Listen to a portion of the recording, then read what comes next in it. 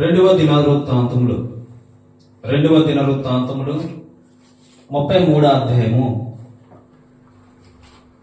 మొదటి మాట చదువుకుందాం. 2వ దినవృత్తాంతములు 33వ అధ్యాయము మొదటి వచనము చదువుకుందాం. మనష్షే ఏలనారంభించినప్పుడు 12 ఏండ్ల వాడై యెరూషలేములో 55 సంవత్సరములు ఏలెను. దేవునికి స్తోత్రం కలుగును గాక. చెప్పండి గట్టిగా. పైకి చేతులు రెండు పైకి. మనష్షే ఏలనారంభించినప్పుడు ఈయన వయసు ఎంత చెప్పండి? ఈయన వయసు ఎంత చెప్పండి? అక్కడ ఉందిగా 12 సంవత్సరాలు. అర్థమవుతుందా? ఎన్ని సంవత్సరాలు? లైట్ మూల పెట్టాము. మరి లైట్ మూల పెట్టాము. 12 సంవత్సరాలు ఈడి కలిగినటువంటి ఒక బాలుడు అని చెప్పవచ్చు. 12 సంవత్సరాలు ఈడి కలిగినటువంటి ఒక బాలుడు కదా. ఈ మనష్షే ఎవరి కుమారుడు అయ్యా అంటే హిజ్కియా కుమారుడు. ఎవరి కుమారుడు? జాగ్రత్తగా వినాలి నా మాటలు. హిజ్కియా గొప్ప రాజు. హిజ్కియా గొప్ప రాజు. ఈ హిజ్కియా తన కుమారుడే మనష్షే. మనష్షే కదా, వినాలి జాగ్రత్తగా. ఈ హిజ్కియా యొక్క కుమారుడే మనష్షే. ఈ హిజ్కియా గురించి మనం చూస్తే, హిజ్కియా గురించి మీకు పరిచయం చేయనక్కర్లేదు అనుకుంటాను నేను. హిజ్కియా మరణకరమైనటువంటి రోగముతో పడి ఉన్నప్పుడు, మరణకరమైనటువంటి బంధకముతో పడి ఉన్నప్పుడు యెషయా అనే ప్రవక్త వచ్చి హిజ్కియా అంటాడు, హిజ్కియా నువ్వు మరణం అవుచున్నావు అంటే కొద్ది దినాలు నువ్వు చచ్చిపోతావు, కాబట్టి నువ్వు ఇల్లు చక్కబెట్టుకో. హల్లెలూయా అని యేసు ప్రభువు వారే, తండ్రి అయిన దేవుడే ఎవరికి ప్రత్యక్షమై చెప్పాడు? హిజ్కియా అనే మహారాజుకి చెప్పాడు. యెషయా కనబడి చెప్పాడు. దేవునికి స్తోత్రం కలుగును గాక. ఈ యెషయాకి దేవుడు కనబడి మాట్లాడి, నువ్వు హిజ్కియా దగ్గరికి వెళ్ళు, చనిపోతావని చెప్పు అంటే హిజ్కియా ఎలాంటి వాడు అంటే దేవునితో ముఖాముఖిగా మాట్లాడే అనుభవం కలిగిన వాడు ఈ హిజ్కియా. దేవునికి స్తోత్రం కలుగును. హల్లెలూయా హల్లెలూయా. జాగ్రత్త వినాలి నా మాటలు. కొద్దిసేపు మీతో నేను ముచ్చటిస్తాను.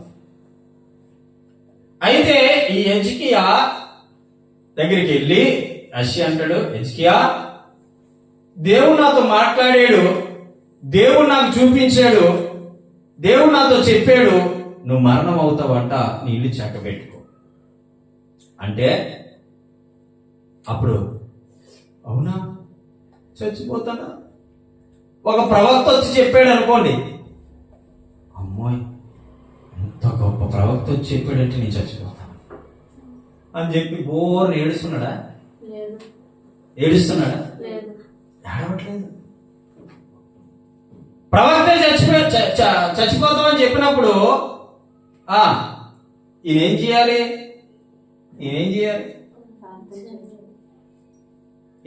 బోర్ నేడాలి కదా, అవునా కదా? ఇప్పుడు ప్రవక్తలు కాదు కానీ అండి, ఆనాటి ప్రవక్తలో ప్రవచనంగా చెప్పారు. దేవునికి స్తోత్రం కలుగును. అదే యెషయా ప్రవక్త మనం చూస్తే కన్యక గర్భవతి కుమారుని కంటావు అని 9వ అధ్యాయం యెషయా గ్రంథం 6వ వచనంలో చెప్పాడు. అవునా కదా? అది ప్రవచనం. ఏమిటది? కన్యక గర్భవతి కుమారునే యాలి అనగా మనకు శిశువు పుట్టెను, ఆయన భుజం మీద రాజ్యభారం ఉండును, ఆశ్చర్యకరుడు, ఆలోచనకర్త, నిత్యుడగు తండ్రి, సమాధానకర్త, అధిపతి అని ఆయనకి పేరు పెట్టబడును. అంటే యేసు క్రీస్తు ప్రభువారు భూమి మీద రాక మునిపే 600 సంవత్సరాలు లేదా 800 సంవత్సరాలకు ముందే ఈ ప్రవచనము ఆల్రెడీ యెషయా ప్రవక్త ద్వారా రచింపబడ్డది. ఆయన చెప్పాడు, ఏమని చెప్పాడు తెలుసా? కన్యక గర్భవతి అయి కుమారులు కంటాది అన్నాడు. కన్నదా లేదా? ప్రవచనం నెరవేరిందా లేదా? అలాగే అటువంటి ప్రవక్త హెజ్కియా మహారాజు దగ్గరికి వచ్చి నువ్వు చచ్చిపోతావు అంటున్నాడు. ఇప్పుడు నమ్మాలా వద్దా? చెప్పాలి, నమ్మాలి కదా. ఎంబడే గోడ వైపు చూసి మోకాల్లోని ప్రార్థన చేస్తుంటే యెషయా అంటున్నాడు, ఏమయ్యా నేను ప్రవక్తనయ్యా. ఎవరు నేను ప్రవక్తనయ్యా. నేను చెబితే నమ్మవా? నేను చెబితే వినవా? నేను చెబితే ఆలకించవా? నీ ప్రవచనం చెప్పినట్లు యేసు ప్రభు వారే పుట్టారు కదయ్యా. నేను చెప్పినట్లు జరిగింది కదయ్యా. మరి నేను చెప్పింది నువ్వెందుకు వినట్లేదు అంటే యజ్కి ఏమంటున్నాడు తెలుసా? నీ ప్రవచనం తప్పని నేను చెప్పట్లేదు, కానీ దేవుడు నీతో మాట్లాడింది నేను తప్పని చెప్పట్లేదు, కానీ ఆయన అంటున్నాడు నీతో మాట్లాడిన దేవుడే నాతో కూడా మాట్లాడాలి. దేవునికి స్తోత్రం కలుగుతుంది.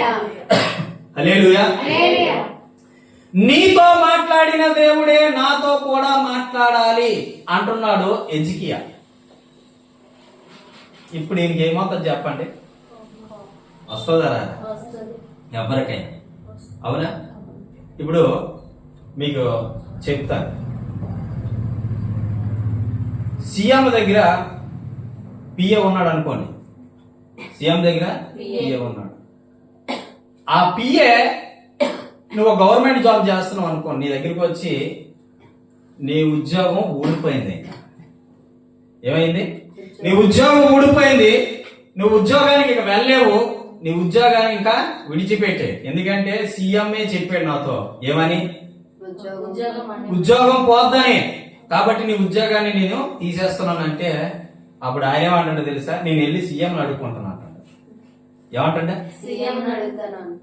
ఇప్పుడు ఈ మయ్యాన్ని నీ వ్యక్తి ఉన్నట్టు చేసి పియ్య ఏమంటాడు తెలుసా?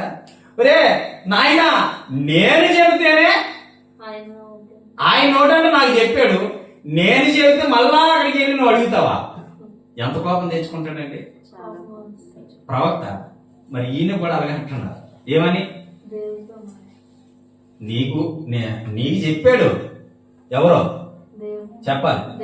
మన బాస్ అనండి. ఎవరు చెప్పండి? ఎవరు చెప్పారు? చెప్పాలి. ఎవరు చెప్పారు? నాకు నా బాస్ చెప్పాడు. నా బాస్ నాకు చెప్పాడు. ఏమని? ఆ హెజ్కియా ఇంటికి వెళ్ళు. హెజ్కియా ఇంటికి వెళ్ళి హెజ్కియాతో మాట్లాడు, నువ్వు మరణం అవుతావని. ఆయన పంపించిన ఉత్తరమే నేను చెప్పింది అక్షరాలు జరుగుతుందని నీకు తెలుసు, కాబట్టి నీ ఇంటికి వచ్చి నేను చెప్తున్నాను అంటే ఈ హెజ్కియా ఏమంటున్నాడు తెలుసా? ఏమంటున్నాడు?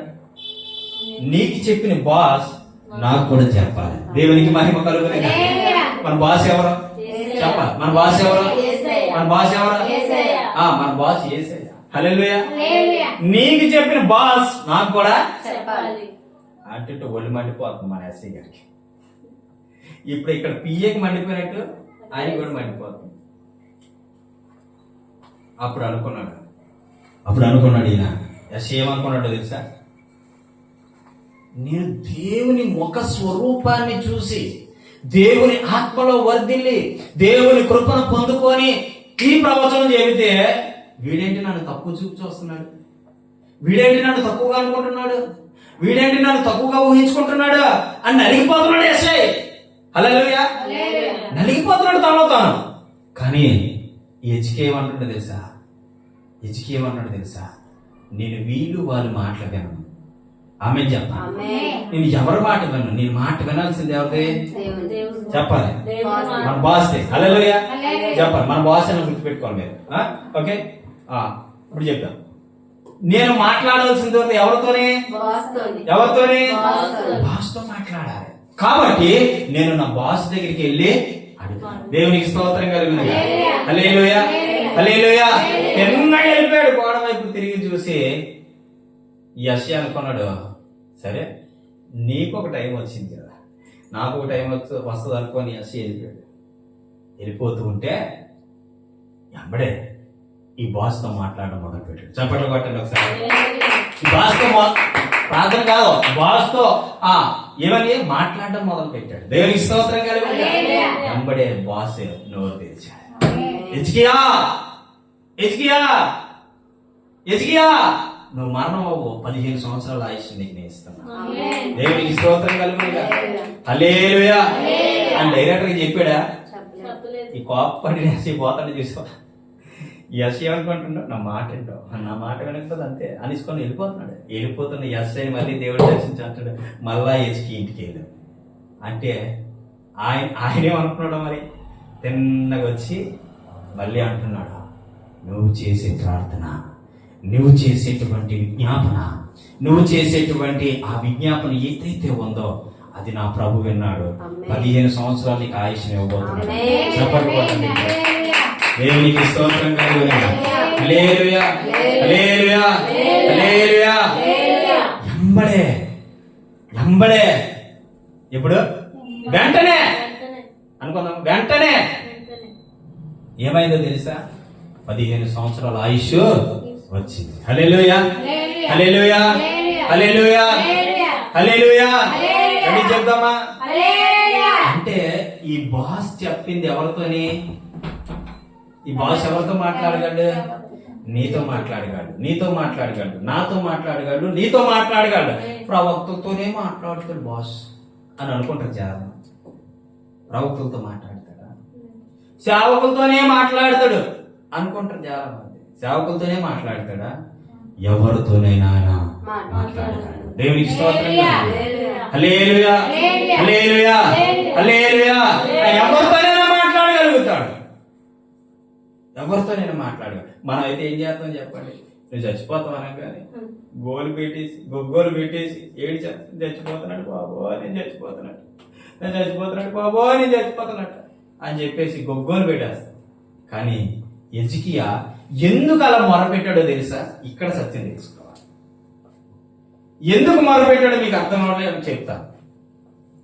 చెప్పనా? చెప్పాలే. ఎందుకు మొరపెట్టాడు అంటే హిజ్కియా దేవుని దృష్టికి నీతిమంతుడిగా. దేవునికి స్తోత్రం కలుగును. ఆయన ఏమనుకున్నాడు తెలుసా? నా బాస్ నా ప్రార్థన వింటాడని తేరగా యెషయాకి చెప్పింది ఎవరంటే ఈ హిజ్కియా చెప్పాడు. ఎలా చెప్పగలిగాడు అంటే నేను కూడా దేవుని క్రియలు వివరించేవాడిని, దేవుని ఉన్నతమైనటువంటి దుర్గాన్ని కట్టేవాడిని, దేవుని దగ్గర నేను నా మనవలు వినిపించగలిగినప్పుడు ఆయన నా మనవి చేసిన ఎన్నో ఉత్తరాలు ఉన్నాయి. కాబట్టి నేను ప్రార్థన చేస్తే నా ప్రభు వింటాడనే నమ్మకంతో యెషయాకి చెప్పాడు అన్నమాట. దేవునికి స్తోత్రం కలుగునుగా. హల్లెలూయా. దేవుడి ఎదుట ఈ హిజ్కియా నీతిమంతుడిగా కనబడ్డాడు. కాబట్టి మన బాస్ ఎవరు చెప్పండి? యేసు ప్రభు. ఆ ప్రభు విన్నాడు అనమాట. దేవునికి స్తోత్రం కలిగి. హల్లెలూయా. మన నీతి యథార్థత పరిశుద్ధత కలిగి ఉంటే మన దేవుడు వింటాడా? వింటాడు. దీన్ని బట్టి నువ్వు అర్థం చేసుకో. దీన్ని బట్టి అర్థం చేసుకో. దీన్ని బట్టి నువ్వు అర్థం చేసుకో. నీతి యథార్థత పరిశుద్ధత కలిగి ఉంటే ఎవరి మాట అయినా వినడానికి ఆయన సమర్థుడు. హల్లెలూయా, హల్లెలూయా. ఆయన విన్నాడు. వినడం ఒకటే కాదు, సమాధానం ఇచ్చాడు. దేవునికి మహిమ కలుగును గాక. హల్లెలూయా, హల్లెలూయా. ఈ హిజ్కియా ఈ 15 సంవత్సరాలు పరిపాలించిన పరిపాలన అంతెంత పరిపాలన కాదండి.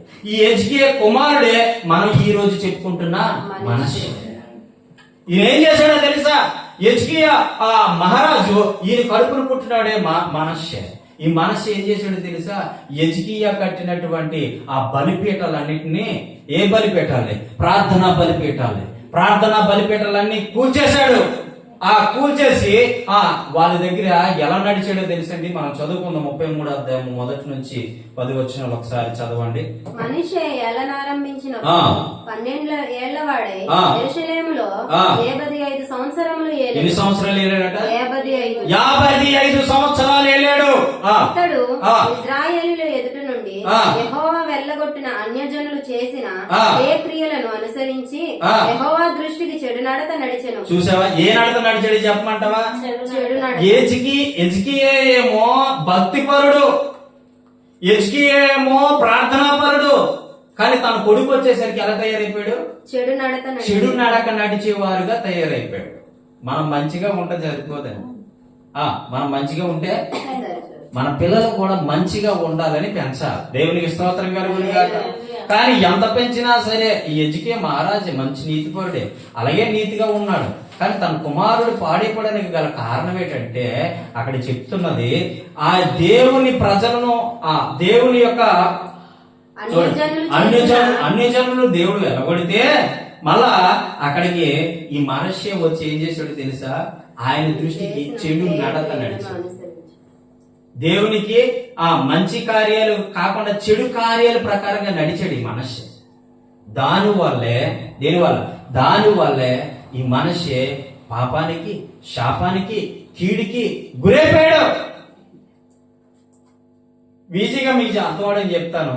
ఎక్కడెక్కడైతే మందిరాలు ఉన్నాయో, ఎజ్కియా ఏలుబడి దినాల్లో ఎక్కడెక్కడైతే మందిరాలు కట్టారో ఆ మందిరాలు అంటే ఏం చేస్తున్నాడు తెలుసా? కూల్చేస్తూ ఉన్నాడు ఈ మనష్య. ఆ మందిరాలను కూల్చేస్తూ ఉన్నాడు, ఆ మందిరాలను పాడు చేస్తూ ఉన్నాడు, ఆ ప్రార్థన బలిపీఠాలు పెకలిస్తూ ఉన్నాడు. ఇలాంటప్పుడు ఎన్ని సంవత్సరాలు వెళ్ళాడు తెలుసా? 55 సంవత్సరాలు ఆ భ్రష్టత్వంలో బ్రతికాడు మనష్య. 1 సంవత్సరం 2 సంవత్సరాలు కాదండి, 55 సంవత్సరాలు బ్రతికాడు. 55 సంవత్సరాలు బ్రతికిన తర్వాత దేవుడు చూశాడు, ఓర్చాడు, సహించాడు, భరించాడు. మీరు కింద చదివితే మాటలు ఉంటే ఏం జరిగిందో తెలుసా? బబులోను రాజు చేతికి అప్పగించేశాడు. ఎవరి చేతికి? ఎవరి చేతికి? బబులోను రాజు చేతికి అప్పగించేశాడు. ఈ బబులోను రాజు ఏం చేశాడో తెలుసా? మనష్యతో ఉన్నటువంటి ఆ యొక్క ప్రజల్ని ఏం చేశాడంటే ఒక్కొక్కరిని ఆ యుద్ధంతో చంపేశాడు. ఏం చేశాడు? యుద్ధం ఆడి చంపేశాడు. చంపిస్తే ఈ పారిపోదాం అనుకున్నాడు మనష్య. ఏమనుకున్నాడు? ఇప్పుడు మీరు ఇక్కడ గమనించాల్సిందే, తెలుసుకోవాల్సింది ఏంటో తెలుసా? కొన్నిసార్లు పదే మాట చెప్తుంటే వినకపోయావు అనుకో, ఎవరికి అప్పగిస్తాడో తెలుసా? నీ శత్రువు చేతికి నేను అప్పగిస్తాను. హల్లెలూయా. ఈ బబులోను రాజుకి చేతికి అప్పగించవలసిన కారణం ఏంటి అంటే 55 సంవత్సరాలు చూశాడండి మనష్య. బాగుపడతాడేమో.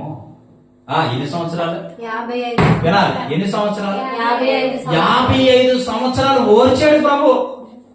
తన చేసిన హేయ క్రియలు, తన చేసినటువంటి పనికిమాల క్రియలు, తన చేసినటువంటి తప్పుడు కార్యాలు, తన నడిచిన తప్పు మార్గము, తన చేసినటువంటి విగ్రహారాధన, అక్కడ ఏం చేస్తాడో తెలుసా?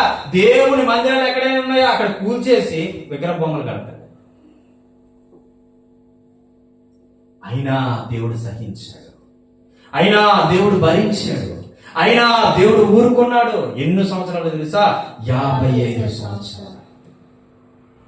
ఊరుకొని చూచి దేవుడు ఇంకా తట్టుకోలేకపోయాడండి. నీ శత్రువు ఎవడైతే ఉన్నాడో ఆడి చేతికి అప్పగించాడు. దేవునికి స్తోత్రం కలుగునుగాక. హల్లెలూయా చెప్పండి, బిగ్గరగా చెప్పండి, హల్లెలూయా. అయితే ఈ యొక్క మనష్య పారిపోదాం అనుకున్నాడు. మనం కూడా అంతే కదా. చూస్తాడు, ఒక రోజు చూస్తాడు, వేస్తాడు అంతే. చూస్తాడు, నిన్ను ఒక రోజు ఖచ్చితంగా కొడతాడు. దేవుడికి లోపడకపోతే ఖచ్చితంగా కొడతాడు. దేవుడు కొడతాడండి. ఆయన ప్రేమ స్వరూపే కాదు, దండించడం కూడా తెలుసు. ఒక చేత్తో ప్రేమ చూపిస్తే రెండో చేత్తో దండించే మనసు కూడా దేవుడికి ఉంది. దేవునికి స్తోత్రం హల్లెలూయా. కానీ ప్రేమ చూపడం ఎక్కువైతే దండించడం చాలా తక్కువ. అయితే మనష్యకు బుద్ధి రావాలని 55 సంవత్సరాలు ఎవరైనా చూస్తారండి? మనం 1 సంవత్సరం 2 సంవత్సరాలు కాయలేకపోతున్నాం.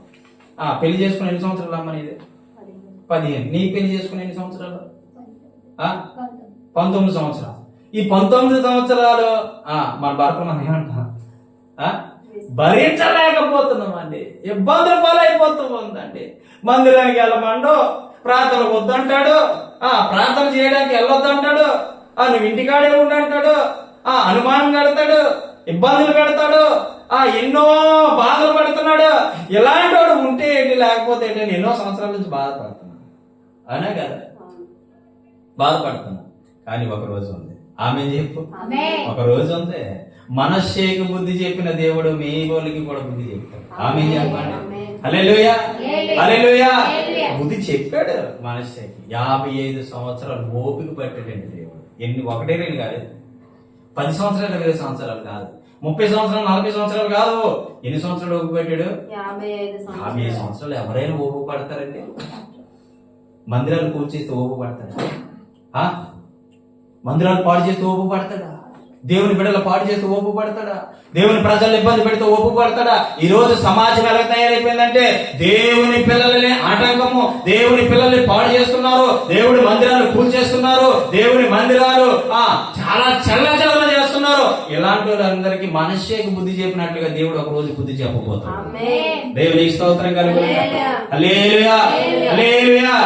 మనం కూడా మనం పరీక్షించుకోవాలి, మనల్ని మనం పరీక్షించుకొని అనుకోవాలి, దేవుడు నేను ఎలాగుంటే సరికాదు, నేను ఎలాగుంటే మంచిది కాదు, నేను ఎలాగుంటే మంచి మార్గంలో నడలేను, నేను ఎలాగుంటే మంచి మార్గంగా జీవించలేను, నేను ఎలాగుంటే నా భవిష్యత్తు బాగోదు, కాబట్టి దేవుడు చెప్పినట్లు నేను వింటాను అని అనుకుంటే దేవుడిని గొప్ప కార్యాలు చేస్తాడు.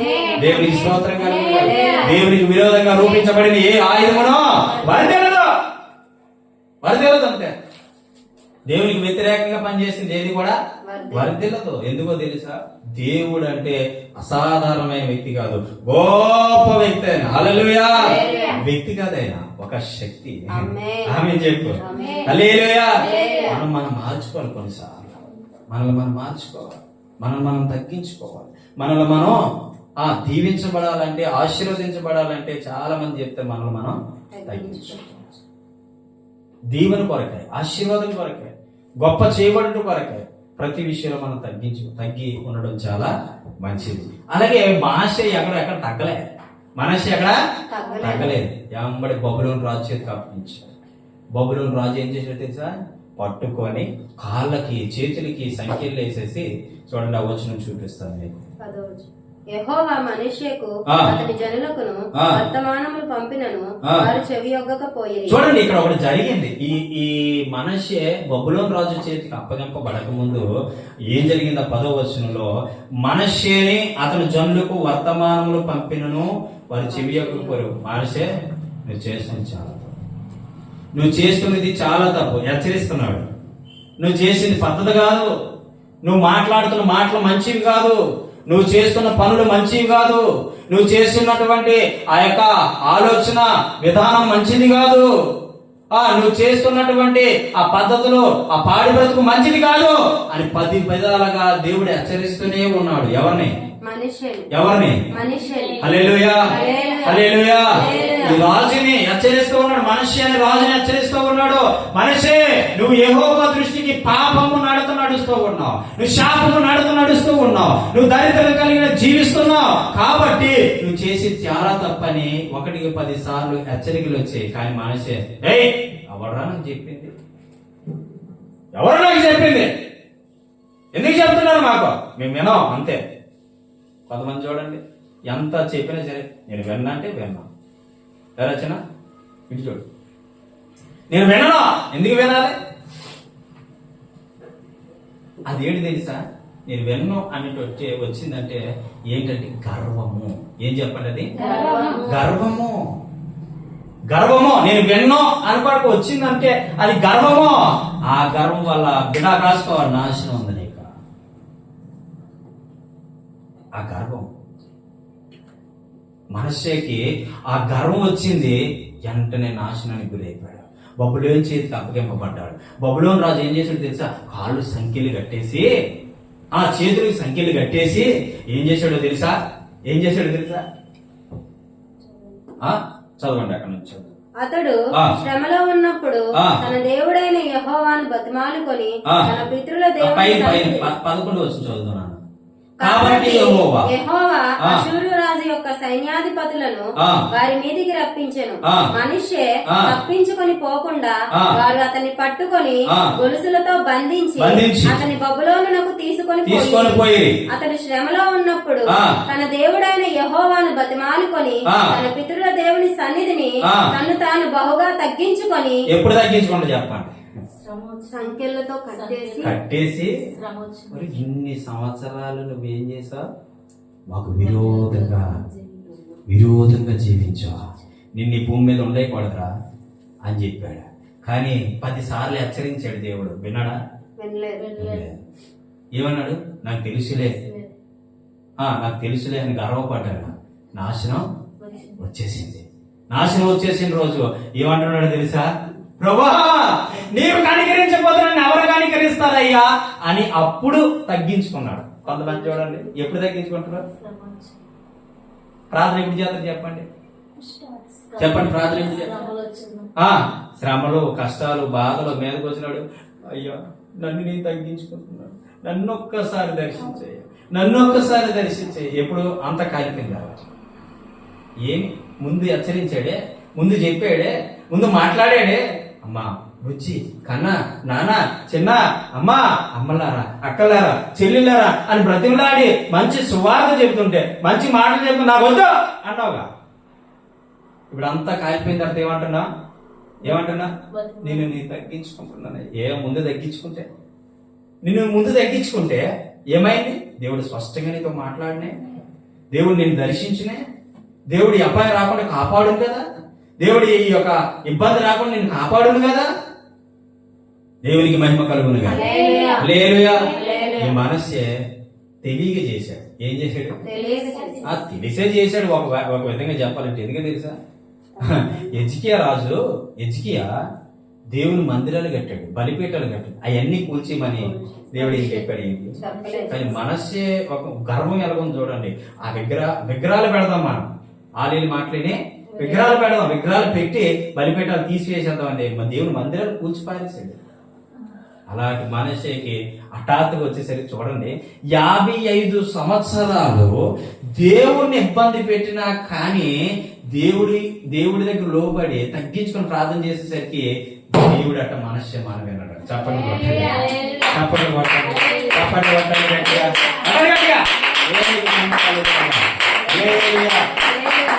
చూడండి, 55 సంవత్సరాలు దేవుని నానా మాట్లాడి, ఆయన మందిరాలు కూల్చేసి, ఆయన ఇబ్బంది పెట్టేసి, ఆయన ఆటంకపరిచేసి, ఆ దేవుని ప్రార్థన జరగకుండా దేవుని ప్రజలకు ఆటంకపరిచేసి చూసిన మనస్సేని ఒక చిన్న ప్రార్థన చేయక కనికరించేసాడు. ఇప్పుడు చెప్పండి, మన దేవుడు ప్రేమ కలిగిన వాడా, ప్రేమ లేనివాడా? దేవునికి మహిమ కలుగును. హల్లెలూయా. మనవి ఆలోచించి ఆయనకు మొరలిడగా ఆయన అతని విన్నపములను ఆలకించి యెరూషలేమునకు అతని రాజ్యములోనికి అతని తిరిగి తీసుకుని వచ్చినప్పుడు యెహోవా దేవుడై ఉన్నాడని మనష్షే తెలుసుకొనెను. చూడండి, అప్పుడు అనుకున్నాడు మనష్షే. ఏమని తెలుసుకున్నాడు తెలుసు? ఈ లోకంలో దేవుడు ఎవ్వడు లేడు. హల్లెలూయా. ఈ లోకంలో దేవుడు ఎవడో లేడు. ఎవరో ఉన్నాడు దేవుడైతే యెహోవాయే దేవుడై ఉన్నాడు ఈ లోకంలో. చప్పట్లు కొట్టేవాడు. హల్లెలూయా. దేవుడు చూడండి, ఆయన ప్రణాళికలు ఎవరో ఎలాగుంటారో అని ఆయన ముందే చూడండి. ఇక్కడ గొప్ప విషయం, గ్రేట్ విషయం అక్క ఇది చూడండి, గ్రేట్ గొప్ప విషయం ఏంటి తెలుసా? 55 సంవత్సరాలు శత్రువుగా బ్రతికాడు. ఒక విధంగా చెప్పాలంటే మనష్షే దేవుడికి శత్రువుగా బ్రతికాడు. ఎన్ని సంవత్సరాలు? 55 సంవత్సరాలు పరిపాలించాడు. 55 సంవత్సరాలు కూడా శత్రువుగా బ్రతికినప్పుడు చిన్న ప్రార్థన చేసేసరికి దేవుడు ఏం చేశాడు? అబ్బా, ఎంత గొప్ప దేవుడు అండి మనం ఆరాధిస్తున్న దేవుడు. ఎంత గొప్ప దేవుడు అండి మనం సేవిస్తున్న దేవుడు. హల్లెలూయా. ఇలాంటి దేవుడిని మనం పూజిస్తున్నాం, ఇలాంటి దేవుడిని మనం ఆరాధిస్తున్నాం. కొంతమంది చూడండి, వీడు బ్రతికింతే, వీడి జీవితం ఇంతే, వీడి పరిస్థితి ఇంతే, ఇక్కడ మారడు అంటే మార్పు చెందుతాడు. ఒక విధంగా ఎలాగో తెలుసా? తను తాను తగ్గించుకొని ప్రార్థన చేసి దేవుణ్ణి అడిగితే మారుతాడు. ఆమేన్ చెప్పు. అప్పుడు అనుకుంటాడు, ఏ దేవుడు గొప్ప, ఏది గొప్ప, ఏదైతే అద్భుతమో, ఏదైతే మంచిదో అప్పుడు తన ఆ గమనించి ఆ ముందుకు రాగలుగుతాడు. దేవుని స్తోత్రం కలుగుతాడు. అలాగా దేవుడు మనుష్యుని ప్రేమించాడు. ఎవరిని? మనుష్యుని ప్రేమించాడు. చదువునాను. ఇది అయిన తరువాత అతడు దావీదు పట్టణము బయట గిహోను పడమరగా లోయయందు మత్స్యపు గుమ్మము వరకు ఓపేలు చుట్టూను బహు ఎత్తుగల గోడను కట్టించి మరియు యూదా దేశంలోని బలమైన పట్టణములన్నిటిలోను సేనాధిపతులను ఉంచెను. మరియు యెహోవా మందిరము నుండి అన్యుల దేవతలను విగ్రహములను తీసివేసి యెరూషలేమునందును యెహోవా మందిర పర్వతమునందును తాను కట్టించిన బలిపీఠములన్నిటినీ తీసి పట్టణము బయటికి వాటిని లాగివేసి దేవునికి స్తోత్రం కలుగునుగాక. ఏ మందిరాలు అయితే పడగొట్టేశాడో దేవుడు మాట్లాడడం కానీ, ఏ మందిరాలు అయితే పడగొట్టేశాడో, ఏ మందిరాలు అయితే పాడు చేశాడో, తిరిగి అవే మందిరాలే మళ్ళీ ఈ విగ్రహాలు బయటికి ఈడ్చేసి బయటికి తోసేసి ఏ మందిరాలు అయితే పడగొట్టాడు అదే మందిరాలు మళ్ళీ కట్టుకొచ్చాడు. దేవునికి స్తోత్రం కలుగునుగాక. చూడండి, యేసయ్య ప్రేమ ఒక్కసారి నిన్ను మారిస్తే నువ్వు జీవితాంతం సాక్షిగా బ్రతుకుతావు. ఆమేన్ చెప్పండి. ఆమేన్ చెప్పండి. జీవితాంతం సాక్షిగా బ్రతుకుతావు. ఈ మనిషి మీరు చాలా జాగ్రత్త వింటే ఈ మనిషి ఎంత పాపో, ఎంత ఘోరాతి ఘోరమైన పనులు చేశాడో ఒక చిన్న ప్రార్థన ద్వారా దేవుని పొందగలిగాడు. నువ్వు ఎంత పాపివైనా, నువ్వెంత దుర్మార్గుడివైనా, నువ్వెంత దుష్టుడివైనా, ఎంత ఘోరాతి ఘోర పాపివైనా క్షణాల్లో నీకు సమాధానం రావాలంటే నా ప్రభు వైపు తిరుగు. ఈ హిజ్కియాకి మరణకరమైన రోగం వచ్చింది. ఎటువైపు తిరిగాడు చెప్పండి? దేవుని వైపు తిరిగాడు. ప్రార్థన చేశాడు, ప్రార్థన విన్నాడు. 15 సంవత్సరాలు ఆయుష్పోయాడు. మనస్సుకి కూడా సమస్య వచ్చింది, బాధలు వచ్చాయి, కష్టాలు వచ్చాయి. ఇంకా చచ్చిపోతావు అనే స్టేజ్ లోకి వచ్చిన తర్వాత దేవుడు మాట్లాడాడు. దేవుడే మనస్సుని ఆ బబులోను రాజు చేతిలోంచి బయటికి తప్పించాడు. దేవునికి స్తోత్రం కలుగునుగాక. ఎన్ని సమస్యలు, ఎంత బాధ అయినా ప్రభు వైపు తిరుగు. నేను అదే చెప్పాలనుకో. ఏ సమస్య వచ్చినా ప్రభు వైపు తిరుగు. మనిషి మొర ఆలకించిన దేవుడు నీ మొర ఆలకించబోతున్నాడు. హిజ్కియా మొర ఆలకించిన దేవుడు నీ మొర ఆలకించబోతున్నాడు.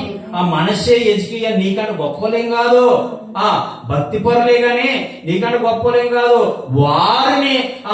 వారు ప్రార్థన చేసి అడిగినప్పుడు దేవుడు ఏ విధంగా అయితే సమాధానం ఇచ్చాడో అదే విధంగా నువ్వు ప్రార్థన చేసి అడిగిన దేవుడు సమాధానం ఇవ్వగలిగిన సమర్థుడైన దేవునికి స్తోత్రం కలుగునుగాక.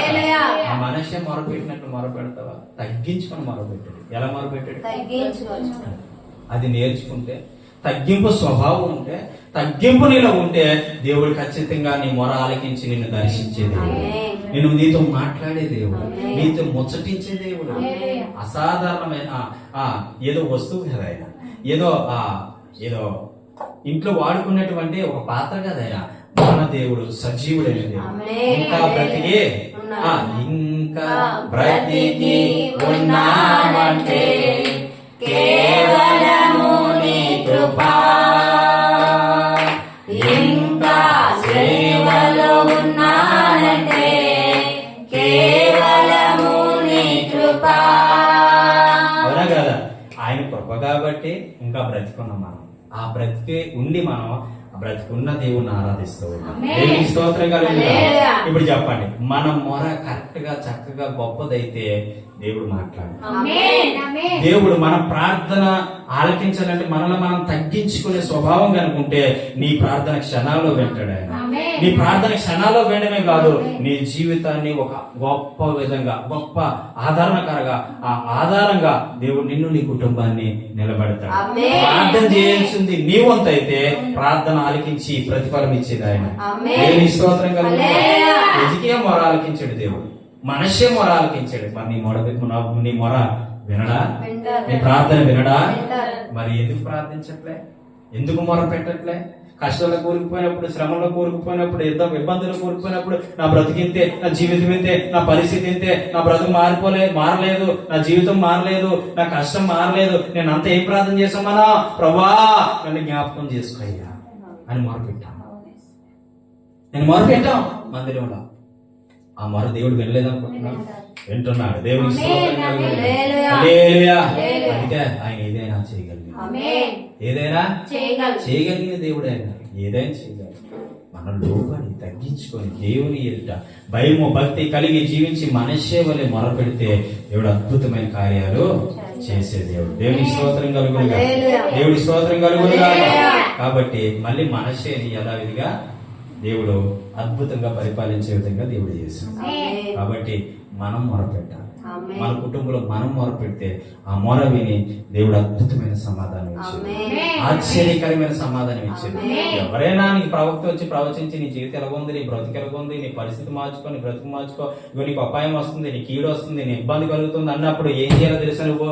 అవునా, అవును ప్రభువా, నేను ఇబ్బంది పడతానా, నేను మోసపోతానా, నేను పాడైపోతానా అనుకోకు. ఏం చేయాలో తెలుసా? నన్ను కాపాడింది నీవు. నీ దైవజనుడితో మాట్లాడిన రీతిగా నాతో కూడా మాట్లాడు ప్రభా. ఇది దేవుడు చెప్తున్నాడు. దేవుడు చెప్తున్నాడు. నేను చెప్పాను మీరు కూడా వెళ్ళొద్దు, నువ్వు చేయొద్దు అన్నావు. దేవునికి ఇష్టం లేదు. నాతో మాట్లాడిన దేవుడు నీతో కూడా మాట్లాడుతున్నాడు. ప్రభా నన్ను కాపాడు, నన్ను దర్శించు, నాతో ఉండు, నీ సన్నిధానం నాతో ఉంచు అని చెప్పి మొరలే రాలే. ఆమె చెప్పండి. ఆమె చెప్పండి. అంత గొప్ప దేవుడిని మనం కలిగి ఉన్నాం. ఆమె చెప్పండి. కాబట్టి మన ప్రార్థన విన్న దేవుడు ఏకైక దేవుడు యేసుక్రీస్తు ప్రభు. ఆ ప్రభుని మనం కలిగి ఉన్నాం కాబట్టి మనకి భయం లేదు, దిగులు లేదు. దేవుని స్తోత్రం కలుగు. దేవుడి మాటలు దీవించిన, దేవుడి మాటలు ఆశీర్వదించిన. ప్రార్థన చేసుకుందామా? కళ్ళు మూసుకోండి. చిన్న ప్రార్థన చేస్తాం. కళ్ళు మూసుకోండి. మహాపరిశుద్ధుడ, ప్రేమ కలిగిన మా తండ్రి, ఇంతవరకు నీ చక్కని మాటలు, చక్కని బోధన మీరు చేశారు. చక్కని బోధన మీరు వినిపింప చేశారు. ప్రభు నీ ప్రజలకు ఏదైతే అవసరం ఆయన మీరు మాట్లాడారు నమ్ముతున్నాం. అవును ప్రభు, ఇదిగో మనష్యం ఆలకించిన దేవుడు, ఎజ్కియం ఆలకించిన దేవుడు, అనేక మంది మొరపెడుతున్నప్పుడు విన్న దేవుడు, ఆలకించిన దేవుడు.